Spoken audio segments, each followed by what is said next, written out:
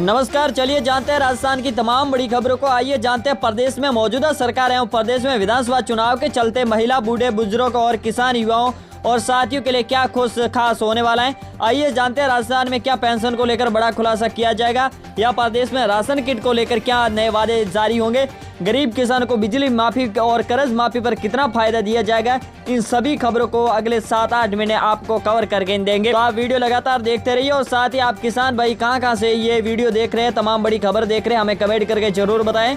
चलिए शुरू करते हैं, आज की बड़ी खबर की शुरुआत करते हैं। तो कल से नया महीना शुरुआत हो गया था, साथ में कई बड़े बदलाव हो गए थे। बड़ी खबर तो यह कि 1 दिसंबर 2023 से सिम खरीदने के लिए भी नया नियम लागू हो गया था, जिसके चलते आप बिना KYC प्रक्रिया के सिम नहीं खरीदा जा सकता है। साथ ही यूजर को सिम खरीदने के लिए आधार कार्ड के साथ साथ अपना डेमोग्राफिक डेटा भी देना होगा। डेमोग्राफिक डेटा शब्द थोड़ा आपको भारी लग रहा होगा, आसान भाषा में समझाते हैं। देखिए, अभी नई सिम लेने के लिए या पुरानी सिम दोबारा लेने के लिए फोटो के साथ अंगूठा का प्रिंट लिया जाता है। ऐसा अभी भी होगा, मगर अब आधार कार्ड पर दिए गए QR कोड को स्कैन भी किया जाएगा। इस कोड में नाम, पता, उम्र और एड्रेस और रिलेशन और स्टेट की जानकारी होती है। जो सिम डीलर होते हैं, यानी कि जहां से हम सिम लेकर आते हैं, उनके लिए भी कड़े नियम बनाए गए हैं ताकि फर्जी सिम किसी को जारी नहीं कर सके। एक और बड़ा बदलाव आज से होगा, अगर आपके पास एक से ज्यादा UPI ID है तो आप उसे एक्टिव नहीं रखते हो तो वो बंद हो जाएगी। खासकर जिन्होंने 1 साल से अपने ID में कोई भी ट्रांजैक्शन नहीं किया है, इस प्रकार की UPI ID बंद हो जाएगी। यानी कि दोस्तों, आसान भाषा में समझाऊं, जैसे कि आप फोन पे, गूगल पे चलाते हैं और वहाँ पे UPI ID होती है, जैसे कोई या तो ईमेल होती है या फिर कोई नंबर होते हैं, तो आप 1 साल से अभी कोई यूज नहीं करते तो बंद हो जाएगी। आगे बढ़ते एक और बड़ी खबर है, तेलंगाना विधानसभा चुनाव के चलते 119 सीटों पर गुरुवार शाम 5 बजे वोटिंग खत्म हो गई है। इसके साथ 5 के सभी राज्यों में विधानसभा चुनाव संपन्न हो चुके हैं। और बड़ी खबर तो यह कि इन 5 राज्यों को लेकर एग्जिट पोल भी आ गया है।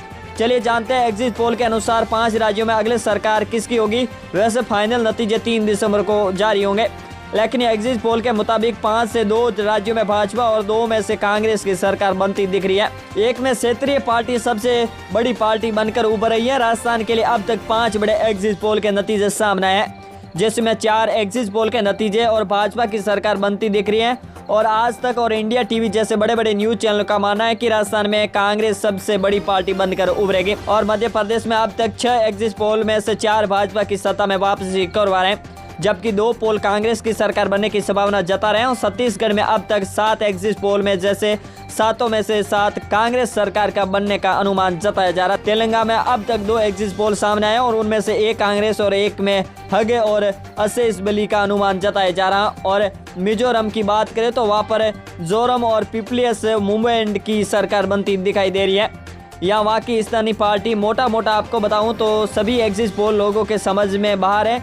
इसी वजह से सही नतीजे के लिए 3 दिसंबर का इंतजार करना पड़ेगा। आगे बढ़ते एक और बड़ी खबर है, राजस्थान में वोटिंग की गणना के लिए अब केवल कुछ ही घंटों का समय बचा है। चुनाव आयोग ने इसके लिए सभी तैयारियां शुरू कर दी। बड़ी जानकारी आपको दे दूं, इस बार सबसे पहले रिजल्ट अजमेर जिले के दक्षिणी सीट का हो सकता है, जबकि सबसे देरी से बाड़मेर की शिव सीट का रिजल्ट आने की संभावना है, क्योंकि शिव विधानसभा क्षेत्र में पोलिंग स्टेशन सबसे ज्यादा होने के कारण यह काउंट में ज्यादा समय लग सकता है। यहाँ पर 400 पोलिंग स्टेशन है और इसके लिए यहाँ कुल 10 टेबल लगाई गई है। वैसे आपको बता दूं, सबसे कम पोलिंग स्टेशन किशन पोल की सीट पर है। अच्छा, शिव विधानसभा सीट से निर्दलीय प्रत्याशी रविंदर सिंह भाटी चुनाव लड़ रहे हैं। यहाँ पर और सीट तो है, लेकिन यहाँ परिणाम भी इंतजार करवाएंगे। आगे बढ़ते हैं, लेकिन इससे पहले मौसम से जुड़ी बड़ी खबर है। अभी भी कई जिलों में बादल की आवाजाही भी जारी रहेगी और मौसम विशेषज्ञों का अनुमान है कि राज्य में 1-2 दिन और ऐसे ही कोहरा और कहीं पर हल्के बादल छाए रह सकते हैं, लेकिन 3 दिसंबर से मौसम साफ हो जाएगा। इसके बाद सर्दी के तेवर तेज होने लग जाएंगे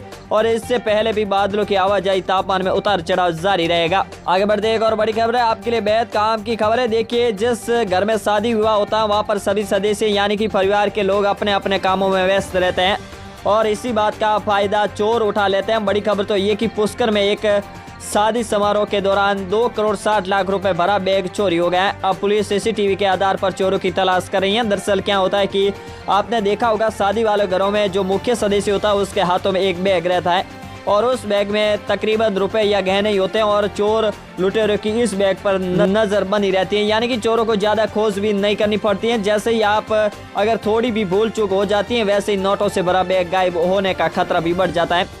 ऐसे में शादियों सीजन में आपको विशेष सावधानी बरतने की आवश्यकता होती है और एक और बड़ी खबर है, विधानसभा चुनाव के लिए मतदान होते ही सरकारी बिजली वितरण कंपनियों ने रेट बढ़ाने की तैयारी शुरू कर दी है।